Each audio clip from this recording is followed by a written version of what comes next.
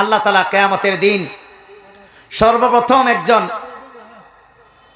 শহীদ, আল্লাহ রাস্তায় শহীদ হয়েছে, তাকে দিয়া জাহান্নাম ওপেনিং করবে। অনেক বড় বড় দান করেছে, তাদেরকে দিয়ে আল্লাহ তাআলা জাহান্নাম ওপেনিং করবে। অনেক বড় বড় বক্তাদেরকে দিয়ে আল্লাহ জাহান্নাম ওপেনিং করবে। এই হাদিস যখন পড়ি তখন শরীরটা থরথর করে কাঁপে, বাবারা কাঁপে।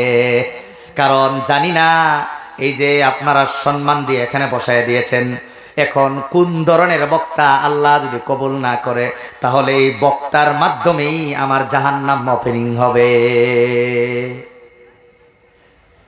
ওয়াল মুখলিসুনা আলা খাতারিন আযীম, যারা ইখলাসের সহিত কাজ করে তারাও বড় ডেঞ্জারাস অবস্থার মধ্যে আছে।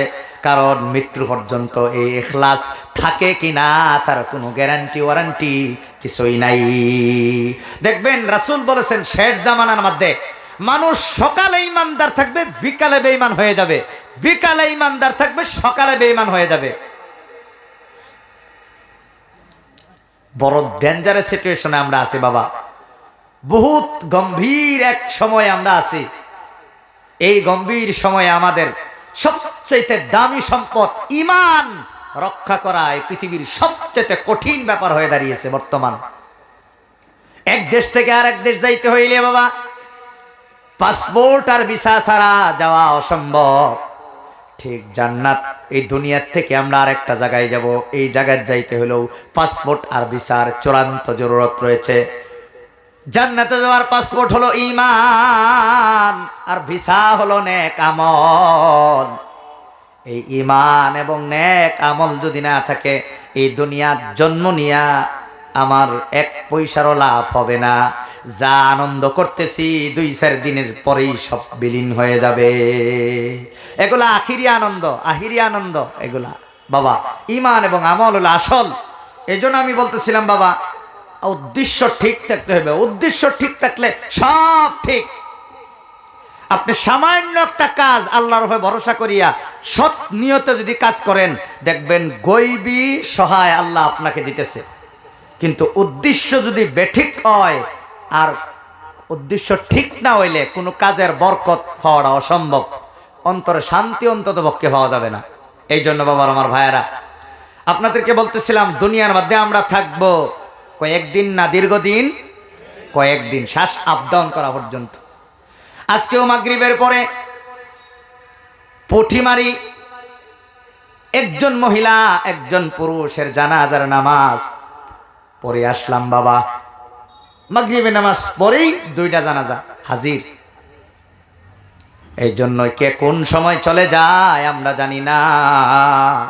চলে যাওয়ার আগে আগেই আমাদেরকে ঈমান এবং নেক আমল নিয়ে কবরে ঢুকতে হবে। আপনারা বলেন কবরে আমরা থাকবো কয়েকদিন না দীর্ঘদিন? আর মরার পরে আমরা আখেরাতে থাকবো দীর্ঘদিন না চিরদিন? 3টা জায়গা থাকার মানে ডিউরেশন আলোক আলোক। 3 জায়গাতে আমরা থাকবো, কিন্তু থাকার সময় কিন্তু আলাদা আলাদা, ডিফারেন্স।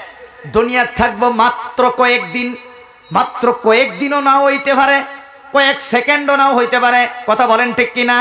এই দুনিয়ার থাকার সময়টা হলো সবচাইতে কম। তারপরে হলো কবর। কবরে দীর্ঘদিন থাকার একটা সম্ভাবনা আছে, কারণ কিয়ামত যতদিন না হয় ততদিন আমার কবরে থাকতে হবে। কথা বলেন ঠিক কিনা? গতিকে দুনিয়ার থাকার কোনো গ্যারান্টি ওয়ারেন্টি কিছুই নাই।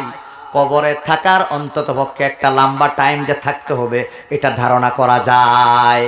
তারপরে যেদিন কিয়ামতে উঠবো, এরপরে আর মরণ নাই, চিরস্থায়ীভাবে হয় জান্নাতে না হয় জাহান্নামে থাকতে হবে। এই জন্য বাবারা আপনারা নিশ্চয়ই জানেন, স্কুলের ক্লাস ক্ষতি করে কেউ যদি ক্লাস না করে পরীক্ষাত লিখতে পারে না, কলম কামড়ায়। পরীক্ষাত কলম কামড়াইলে গোল্ডেন A+ নিয়ে পাস করে না গোড়ার ডিম লইয়া ফেল করে? বলেন। আচ্ছা, যদি ফেল করে তাহলে তার দুনিয়ার জীবন শান্তি হয় না অশান্তি হয়? দুনিয়ার মধ্যে আমরা থাকবো মাত্র কয়েকদিন। এই কয়েকদিন থাকার কারণে তার সিলেবাস যদি আমরা না পড়ি তাহলে দুনিয়ার জীবন যেমন অশান্তি হয়। একটু বিবেকরে জিজ্ঞাসা করেন, যেখানে আমরা দীর্ঘদিন থাকবো, কবরে চিরদিন থাকবো, আখেরাতে তার সিলেবাস শিক্ষা করার দরকার আছে না নাই? এই যে বাবা লাল জ্যাকেটওয়ালা বাবা, এই যে বাবা, এই যে আইনে ইনো না বোয়া পর্যন্ত না না শুনুন শুনুন শুনুন বাবা শুনুন, আইনে কিন্তু ছাত্র হিসেবে উঠটা 1 নম্বর বা 2 নম্বর পারমিশন নিয়ন লাগছিল। আইনে যেহেতু পারমিশন নিছেন না, এলে গিয়া হ্যাঁ শিক্ষক উনি না আমি, চিন্তা করছেন?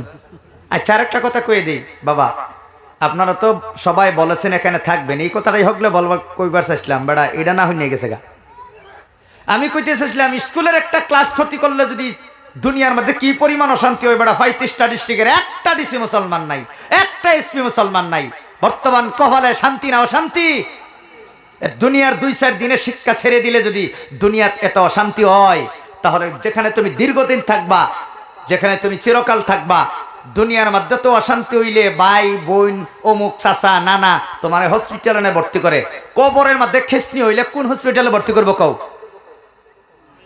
কও কবরের মধ্যে অশান্তি দিলে তুমি কার কাছে অ্যাপ্লিকেশন করবা কও? দুনিয়ার ক্লাস ক্ষতি করলে অসুবিধা হয়, বাপ হিসাবে এই ক্লাস ক্ষতি করিস না, যা স্কুলে যা, স্কুলে যা। এই ক্লাস ক্ষতি করলে যে চিরস্থায়ী জাহান্নামে যাইবো, আজকে এই সেরান্ডি কই? বাবা হিসাবে তুমি যাইয়া বইছ, তোমার ছেলে কই?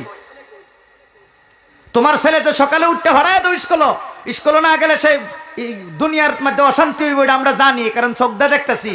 কিন্তু চোখটা মুন যাও যে রাত্রিরে যে স্বপ্নে দেখা যা, এটাও তো বিশ্বাস করা দরকার। চোখ ছায়া যেটা দেখা যা, চোখ মুঞ্জা গেলেও যে দেখা যা বাবা, এটাও তো বিশ্বাস করা দরকার। তুমি যে চোখ মুঞ্জা, তোমার ছেলে চোখ মুঞ্জা কবরের মধ্যে যে খালি খেস্তি খাইবো, এটার লেগে তুমি কি পদ্ধতি করছো কও?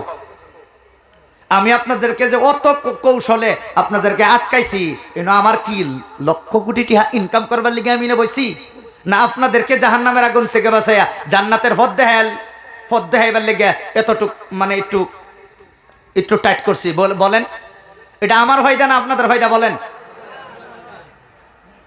তবে আমরা ফিরিস্তাও নয়, রবটও নয়, মানুষ।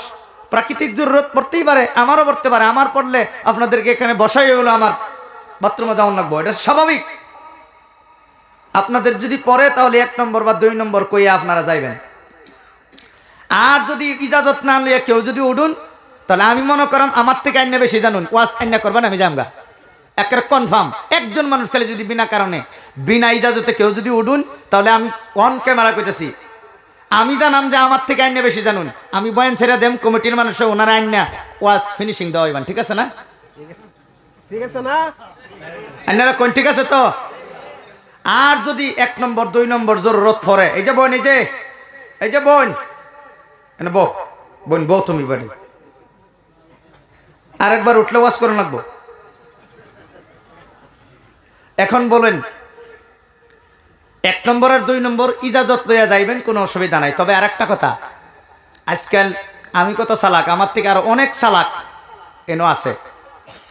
মিশা কথা কইয়া কেউ যদি 1 নম্বর 2 নম্বর কইয়া খালি যদি যাইবার চান, মুসাফিরের দোয়া তো কবুল হয়। আরেকটা অ্যাডভান্স দোয়া করি আল্লাহর কাছে, আল্লাহ মিশা কথা কইয়া কেউ যদি এখান থেকে যাওয়ার চেষ্টা করে, তুমি তাগরে আল্লাহ 24 ঘন্টা ডাইরেক্ট করে দিও।